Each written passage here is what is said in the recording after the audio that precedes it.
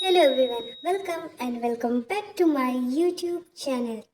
तो आज हम रोस्ट करने जा रहे हैं दुनिया की सबसे खतरनाक लड़की रिया चक्रवर्ती को। जी हाँ, रिया किसी सुनामी और चक्रवात से कम नहीं है। पता नहीं सुशांत जी किस मनहूस घड़ी में मिले थे इस डायन से। डायन भी अच्छी होती है क्योंकि डायन साथ घर छोड़ के वार करती है, मगर इस डायन ने तो अपने ही बॉयफ्रेंड को निगल लिया।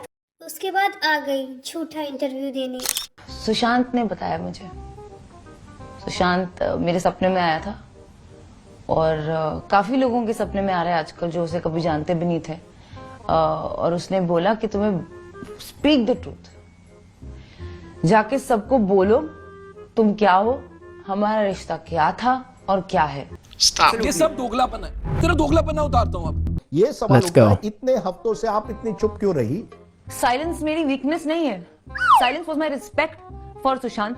Silence was my regards for an ongoing investigation. मेरी कोई ड्यूटी नहीं थी कि मैं मीडिया में आके या किसी शो पे आके सब कुछ बताऊं। अरे मैडम, अपना स्क्रिप्ट भूल गई। पहले तो आप बोल रही थी सुशांत आपके सपनों में आया था इसलिए आप आई हो इंटरव्यू देने। फिर बोल रही हो कि मेरी कोई रिस्पॉन्सिबिलिटी नहीं थी कि मैं किसी शो में आऊँ इंटरव्यू देने, और शो में ही बैठी हो। और ये एंकर की गोद में क्या है, आपका स्क्रिप्ट? वाह दीदी वाह, तुम तो मूर्खों की महारानी निकली। प्यार तो सुशांत ने तो बोला उसको एक ही दिन में हो गया, पर मैंने एक्चुअली बोला था कि 2-3 महीने दो मुझे। मैं बताती हूँ, ये आई लव यू जो वर्ड है बहुत बड़ा वर्ड है, और मुझे क्या पता था कि इस आई लव यू वर्ड की सजा मुझे अब तक इस तरह काटनी पड़ेगी। आई लव यू की सजा तुम्हें यहाँ इस तरह काटनी पड़ेगी, और उस इंसान का क्या जो अब इस दुनिया में ही नहीं है। आई लव यू की सजा तुम नहीं, सुशांत जी काट रहे हैं।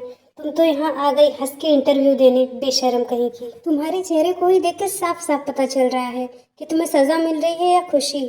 रत्ती भर भी गम नहीं है तुम्हारे इस चेहरे पे। आ गई मुंह उठा के स्क्रिप्टेड इंटरव्यू देने, बेशर्म कहीं की। हमने कभी ऐसे फॉर्मली शादी की बात नहीं की। ऑफ कोर्स लॉन्ग टर्म अब तो लग रहा है कि दूसरे जन्म तक भी चलेगा। Oh my God. ये तो सच में डायन है। क्या ऑब्जर्व किया है मैंने, मतलब इस जन्म में सुशांत जी का जीना हराम तो कर ही दिया, अब अगले जन्म में भी पीछा नहीं छोड़ेगी। उनसे मिलकर मैं अपने आप से मिली, और उन्होंने मुझे जिस वे में जिस नजर से देखा, जिस प्यार से देखा, उस नजर से मैं अपनी नजरों में ऊपर हो गई। इसे कहते हैं अपने मुंह से अपनी तारीफ करना। भाई, अपने नजर में तो गधा भी पहलवान होता है। वैसे रिया किस गधे से कम है? गधा अपने आप को पहलवान समझता है और रिया अपने आप को महान समझती है। हमारी जो फ्रेंडशिप थी, that was the basis of our relationship, the trust and the honesty, the understanding कि दूसरा बंदा आपको पूरी तरह समझता है। चाहे आप लो हो, हाई हो, ये हो वो हो, कोई फर्क नहीं पड़ता। Let's go. वाह, क्या हंसी है और फिर क्या रोई है। इसे तो एकता कपूर के टीवी सीरियल में होना चाहिए था, पर अफसोस बेचारे के आंसू नहीं गिरे। ये तो साइड कैरेक्टर के लिए भी सेलेक्ट ना हुए। वो तो महेश भट्ट की मेहरबानी थी जो उन्होंने अपनी मूवी में इसे ले लिया। खैर, महेश भट्ट तो है ही ठरकी। आपके और महेश भट्ट के बीच में व्हाट्सएप्स निकले हैं उसी दिन के, जहां एक तरह आप उनको कह रहे हैं thank you so much, I have finally seen the light, मुझे आखिर में अब रोशनी आ गई है, मुझे क्या करना है। इससे लगता है कि आपने निर्णय लिया कि मुझे सुशांत को छोड़ना है। उसने, मैं आपसे ये पूछ रहा हूं, सुशांत ने आपसे कहा, फिर से पूछ रहा हूं, सुशांत ने आपसे कहा घर छोड़ने के लिए, फिर आपने महेश भट्ट से ये क्यों कहा?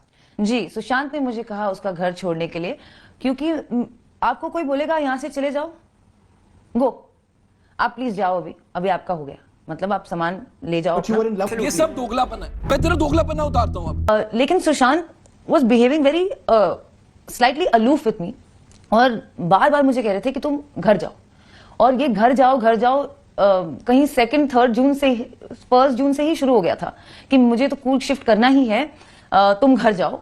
क्योंकि मेरी एंग्जाइटी, मुझे भी एंग्जाइटी अटैक्स हो रहे थे मई के महीने में और जून के महीने में, और वो मेरी हालत भी देख के सुशांत को अच्छा नहीं लग रहा था। वो बोल रहा था जाओ, घर जाओ, ठीक हो, और शायद मेरी मदद करो। फिर उसके बाद कूल शिफ्ट, तुम ही ठीक नहीं रहोगी तो मेरी हेल्प कैसे करूंगी? क्या बात है, ये इंटरव्यू तो सुशांत को बदनाम करने के लिए दिया जा रहा है, पर बेवकूफ रिया स्क्रिप्ट भूल गई। एक में कहती है कि सुशांत ने मुझे घर से निकाला, और दूसरे लाइन में बोलती है कि सुशांत ने कहा तुम घर जाओ, क्योंकि जब तुम ठीक नहीं रहोगी तो मैं कैसे ठीक रहूँगा। सुशांत को तो बदनाम कर दिया, लेकिन पता नहीं क्यों महेश भट्ट के बारे में बड़ी सफाई दे रही है ये रिया। ऐसा लग रहा है मानो सुशांत जी नहीं, महेश भट्ट इसके बॉयफ्रेंड हो। What? I spoke to Bhatt साहब क्योंकि वो मेरे लिए एक फादर फिगर है, contrary to what people have made out of our relationship. अगर आप चैट्स पढ़ेंगे तो वो मुझे चाइल्ड बुलाते हैं और मैं उन्हें सर। ओह, तो वो तुम्हारे लिए फादर फिगर जैसे हैं, इसीलिए वो तुम्हारे साथ ऐसी हरकतें करते हुए नजर आते हैं। वाह, क्या बाप बेटी का रिश्ता है। फिर तो भाई सही है, क्योंकि महेश भट्ट बाप बेटी का रिश्ता ऐसे ही निभाते हैं। ओके एवरीवन, आपका रिया और महेश भट्ट के इस प्यारे से बाप बेटी के रिश्ते के बारे में क्या कहना है, कमेंट सेक्शन में जरूर बताना। और हाँ, चैनल को सब्सक्राइब करना और वीडियो को लाइक करना मत भूलना। प्लीज गाइस, आप सबसे रिक्वेस्ट है, प्लीज चैनल को सब्सक्राइब करना और जाते जाते स्क्रिप्टेड वीडियो का प्रूफ देखते हुए जाइए। अरे रुको, लाइक और चैनल को सब्सक्राइब तो कर दो ऐसे।